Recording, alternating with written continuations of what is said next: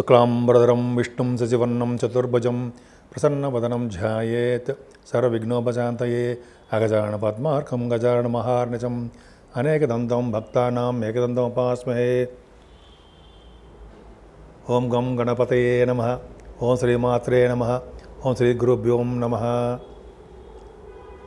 మా ఆది ఆశ్రయాలను చూస్తున్నటువంటి మీ అందరికీ, అలాగే విదేశాల్లో కూడా ఉంటూ నన్ను ఎంతగానో ప్రోత్సహిస్తూ నాకు ఫోన్లు చేస్తూ నిరంతరము నన్ను డౌట్లు అడగడం, మీరు ఫాలో అవ్వడం అనేది చాలా బాగుంది. మీ అందరికీ పేరు పేరున నా హృదయపూర్వక నమస్కారాలు. అలాగే మా ఆది ఆస్ట్రాలజీ తరపు నుంచి నేను మీ వాడ్రేవాది నేను చెప్తున్నాను. నేను వాడ్రేవాది, నేను ఆది ఆస్ట్రాలజీ నుంచి మాట్లాడుతున్నా. సో ఈ జాతకాల గురించి చెప్పుకుందామండి. ఇప్పుడు మనం కుజుడు గురించి చెప్పుకుందాం, వక్రగతిలో కుజుడు గురించి చెప్పుకుందాం. చెప్పుకునే ముందర ఏంటంటే, మీ జాతకాలు చూపించుకోవాలన్నా, లేదా పెళ్లి సంబంధాలు ఉంటాయి, కొంతమంది మ్యాచెస్ ఉంటాయి కదండి, మ్యాచింగ్ అది కావాలన్నా తప్పకుండా మేము చెప్తాము. ముందర అన్నిటికన్నా ముఖ్యం ఏంటంటే మీ date of birth, time of birth. అంటే టైమ్ ఆఫ్ బర్త్ అంటే మీరు ఎప్పుడు పుట్టారు, మీ ఏ సంవత్సరంలో పుట్టారో అలా ఆ date of birth, time of birth, place, main important place కూడా అండి. ఆ ప్లేస్ ఆఫ్ బర్త్ కూడా ఉంటే చక్కటి ఫలితాలు వస్తాయి. మీరు ఉద్యోగం కానీ, లేకపోతే వివాహం అవ్వాలన్నా, లేకపోతే ఎప్పుడు ఉద్యోగం వస్తుందని కానీ, ఎప్పుడు వివాహం అవుతుంది, అదే శుభకార్యాలు ఎప్పుడు చేస్తాము, మా ఆదేశాల తరపున నేనే చెప్తూ ఉంటానండి ఎక్కువగాను. ముఖ్యంగా మీరు ఫోన్ చేసినప్పుడు నేను ఫోన్ ఎంగేజ్లో ఉన్నా, నేను షూటింగ్స్లో ఉన్నప్పుడు కొద్దిగా ఫోన్ ఆఫ్ చేస్తూ ఉంటాను. వాటిలో ఉన్నా మీరు ఏమనుకోవద్దు. మీరు జనరల్గా మెసేజ్లు పెట్టండి. మెసేజ్లు పెడితే వాట్సాప్లో నేను తప్పకుండా చూస్తాను. మళ్ళీ నేను ఇమ్మీడియట్గా రెస్పాండ్ అవుతాను. మీకు ఫోన్ చేసి మరి మీకు ఏం కావాలి, మీరు ఏం కావాలనుకుంటున్నారో, మీరు ఏం తెలుసుకోవాలనుకుంటున్నారు అనేది డిస్క్రిప్షన్లో మీరు రాస్తే నాకు అర్థమైపోతుంది. సో ఈ విధంగా మనం జాతకాల్లో చూసుకోవచ్చండి. మెయిన్ ఇప్పుడు ఏంటంటే మనం తెలుసుకోవాల్సింది కుజుడు యొక్క వక్రగతి అండి. వక్రగతిలో ఉన్న కుజుడికి బలవంతుడు అవుతాడు.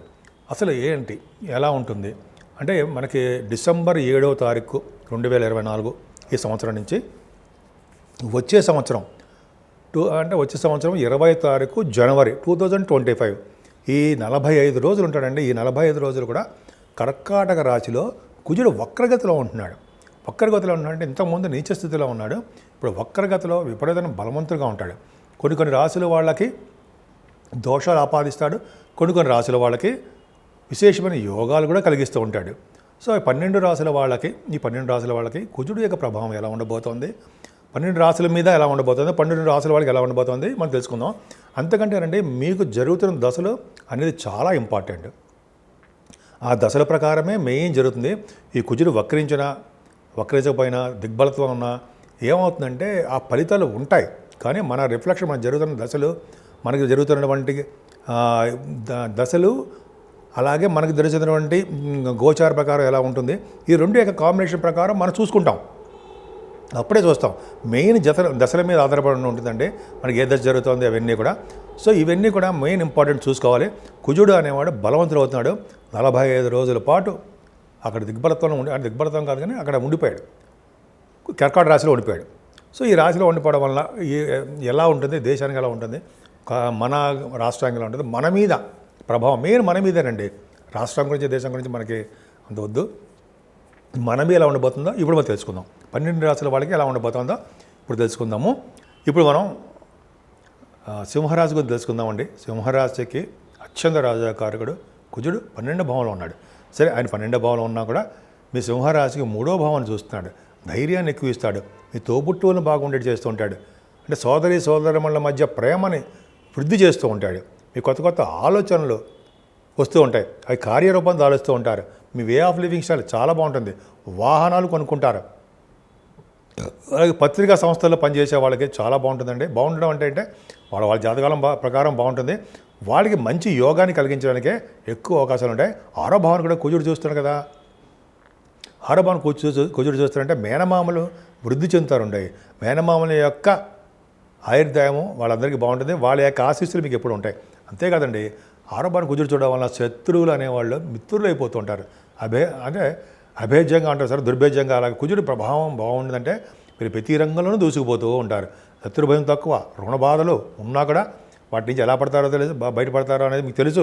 అలాగే రోగాలు, దీర్ఘకాలిక రోగాలు ఉంటే వాటి నుంచి కూడా త్వరగా ఉపశమనం కలిగి బయటపడడానికే ఎక్కువ అవకాశాలు ఉన్నాయి. ముఖ్యంగా రాజకీయ నాయకులు కూడా బాగుంటుందండి. వాళ్ళ వాగ్దాటి బాగుండము, ముఖవర్చస్సు బాగుండము, వాళ్ళు ఇచ్చే స్పీచెస్ ఉంటాయి సార్, బాగా వాటిలో బాగా జనాదరణ పొందడము, వాళ్ళకి కూడా పదవుల్లో బాగా రాణించడం ఆరోభావం కదండి, రాణించడానికి అవకాశం ఉంది. ముఖ్యంగా వాళ్ళ అవకాశం బాగుంది. ముఖ్యంగా చెప్పాలంటే విదేశాలు వెళ్ళడానికి స్టాంపింగ్ అవుతుందండి. అక్కడ కొంతమందికి 45 రోజులు కుజ స్తంభన వల్ల అక్కడ విదేశాల్లో ఉన్న వాళ్ళకి H1B వీసా కానీ, గ్రీన్ కార్డు హోల్డర్ కానీ, లేకపోతే మీకు పర్మనెంట్ రెసిడెన్స్ కానీ, ఇవన్నీ కూడా కుజుడు ఇవ్వడానికే ఎక్కువ అవకాశాలు బ్రహ్మాండంగా ఉన్నాయి. అలాగే సప్తమ భావాన్ని కూడా కుజుడు చూస్తున్నాడు కదా. సప్తమ భావాన్ని కుజుడు చూస్తే విశేషంగా ఏం చేయాలి, శుభకార్యాలు జరగడానికి అవకాశం ఉంటుంది. భార్యాభర్తల యొక్క అనురాగం కలిగించాలంటే కుజుడి కారకత్వం ఉండాలి కదా. సప్తమ భావాన్ని చూస్తాడు అంటే భార్యాభర్తల అనురాగం కుదరడము, అలాగే వివాహ శుభకార్యాలు, వివాహ వేడుకలు కూడా త్వరగా మీ ఇంట్లో అవ్వడము, అంతే కదండి. అంటే కొన్ని మంచి మంచి ప్రోగ్రామ్స్ మీ ఇంట్లో జరగడము జరుగుతాయి. అలాగే బంధుమిత్రులతో మీకు ఆనందంగా ఉండడానికి అవకాశం ఉంది. సప్తమ భావం బాగుంది కాబట్టి సప్తమ భావం అంటే ఏంటి, అదృష్ట స్థానము, కలత్ర స్థానం అంటాం కదా. అదృష్టం అంటే మీరు రియల్ ఎస్టేట్ మీరు రియల్ ఎస్టేట్లో ఉన్నారనుకోండి, ఆ రియల్ ఎస్టేట్ రంగం భాగస్వామ్యం అవ్వడము, అయితే రియల్ ఎస్టేట్ రంగాన్ని డెవలప్ చేయడము, కొత్తగా భాగస్వాములు చేర్చుకోవడము వలన బాగా డెవలప్ అవుతుంది. ఏదైనా మీకు 9th హౌస్ లార్డ్ అయ్యాడు కదా, 4th house lord 9th house lord రావడం వల్ల చదువు విషయంలో మాత్రం శ్రద్ధ వహించండి. ఎందుకంటే 4th హౌస్ లార్డ్ ఎక్కువ మంచివాడు కాదంటే ఎక్కువ ఖర్చు పెట్టి చేస్తుంటాడు. తల్లిగారికి ఆరోగ్య పరిస్థితి కూడా అంతే అలాగే ఉంటుంది. వాహనాలు కొనుక్కోవాలన్నా, గృహాలు కొనుక్కోవాలన్నా ఎక్కువ డబ్బులు ఖర్చు పెట్టి మీరు చేస్తారు. ఎంత దూరమైనా పర్లేదు, ఎంత ఖర్చైనా పర్లేదని మీరు చేస్తూ ఉంటారు.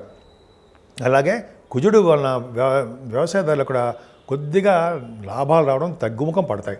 ఏదైనా భాగ్యాధిపతి కూడా అయ్యాడు కదా, భాగ్యాధిపతి అయ్యడం 12వ భావం ఉండడం వలన సంపదలు బాగా పెరుగుతాయి. అలాగే ఖర్చు పెట్టేస్తూ ఉంటారు.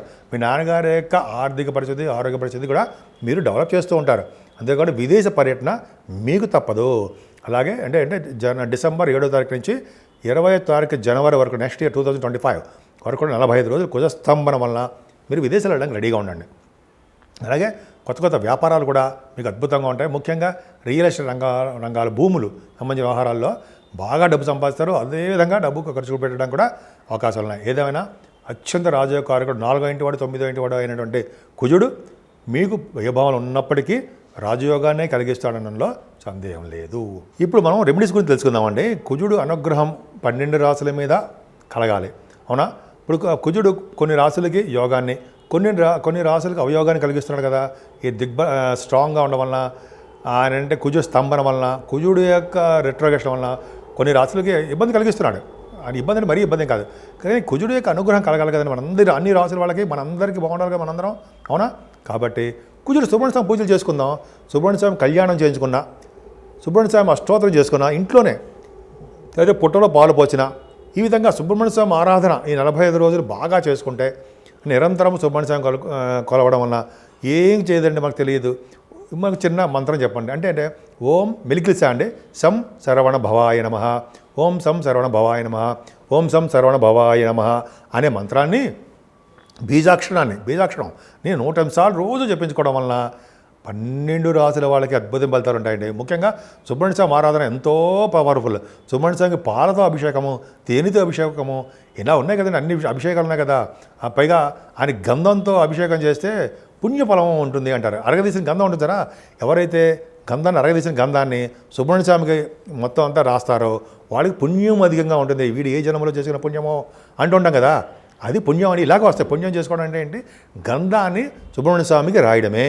సుబ్రహ్మణ్య స్వామి అంటే మనకు విగ్రహం ఉంటుంది, అయితే మా ఇంట్లో పాము కూడా ఉంటుంది, 5 తల పాము, వెండిది, బంగారం, పూజ చేసుకున్న, పాల అభిషేకం చేసుకున్న అద్భుతమైన ఫలితాలు వస్తాయి. ఈ విధంగా సుబ్రహ్మణ్య స్వామికి పూజ చేసుకుంటే ఏ ఫలితాలు వస్తాయి? భార్యాభర్తల విషయంలో అనురాగం పెరుగుతుందండి, మనస్పర్ధలు ఉండవు, త్వరగా వివాహ శుభకార్యాలు జరిగిపోతాయి, వివాహాలకి ఆటంకం ఏర్పడదు. ముఖ్యంగా సంతానం విషయంలో ప్రాబ్లమ్స్ వస్తాయి. సార్ పుట్టట్లేదురా బాబు సంతానము, ఎట్లాగ అనుకుంటాం కదా చాలామందికి. కుజుడి ప్రభావం సర్పదోషం ఉంటుంది కొంతమందికి, అంటే రాహుకేతులకి కుజుడి ప్రభావం ఉంటుంది. ముందు కుజుడి ప్రభావం కాబట్టి పంచమ స్థానంలో సంతానం విషయంలో ఇబ్బంది కలుగుతుంది. కాబట్టి ఈ సుబ్రహ్మణ్య స్వామి పూజ చేసుకుందాం, ఇబ్బందులన్నీ తొలగిపోతుంటాయి. అలాగే ఇంకా చెప్పాలంటే ఈ కొంతమందికి ఉద్యోగాల భద్రత ఉండదు. ఉద్యోగాల కోసం కూడా ట్రై చేసే వాళ్ళకి, విదేశాలు వెళ్ళడానికి ట్రై చేసే వాళ్ళకి, ఇలాగ అన్ని యాంగిల్స్ చూసి అంటే అన్నిటి ప్రభావం యొక్క కుజుడే కారకుడవుతాడు. ముఖ్యంగా సంతాన విషయంలోనూ, భార్యాభర్తల విషయంలోనూ, భార్యాభర్తలు విడగొట్టాలన్నా కలపాలన్నా కూడా ఆయనే కారకుడవుతాడు. పైగా ఇంకా చెప్పండి వివాహ శుభకార్యాల్లోనూ అనేక రకాలుగా యాక్సిడెంట్స్ కాకుండా ఆయన మరి రోడ్డు ప్రమాదాలు కలగడానికి, యాక్సిడెంట్ కలగడానికి, బోన్స్ తిరగడానికి, రక్తం కారడానికి ఇవన్నీ కారకుడు ఆయనే కదా. అవన్నీ కాకుండా సర్వదా రక్షగా ఉంటాడు సుబ్రహ్మణ్యుడు. కాబట్టి సుబ్రహ్మణ్య స్వామి ఆరాధన ఎంత చేసుకుంటే అంత అద్భుతమైన ఫలితాలు ఇస్తారండి. కుజస్తంభం కాబట్టి చెడు ఫలితాలు ఎక్కువ, అంటే ఆయన బాగా రిట్రగేషన్లో ఉన్నాడు కాబట్టి ప్రాబ్లమ్స్ క్రియేట్ అవుతుంది. మనకేం చేయడు, మన రాష్ట్రానికో వేరే రాష్ట్రాలకు చిన్న చిన్న మనస్పర్ధలు వ్యవసాయం వస్తుంటాయి, అది పక్క పెడదాం. 12 రాసుల వాళ్ళకి బాగుండాలని, అద్భుతంగా ఉండాలని, ఇటు యోగం చేసినా యోగం చేయకపోయినా కుజుడి యొక్క ప్రభావం వలన, కుజుడి యొక్క సుబ్రహ్మణ్య స్వామి ఆరాధన వలన 12 రాసుల వాళ్ళకి ఆయన యొక్క చల్లని చూపులు, ఆయన యొక్క దీవెనలు కలగాలని, ఆయన దీవెన వల్ల మనందరం సుఖ సంతోషాలతోటి, ఆయుర ఆరోగ్యాలతోటి ఎప్పుడూ అద్భుతంగా ఉండాలని ఉంటారని నేను మనస్ఫూర్తిగా కోరుకుంటున్నాను.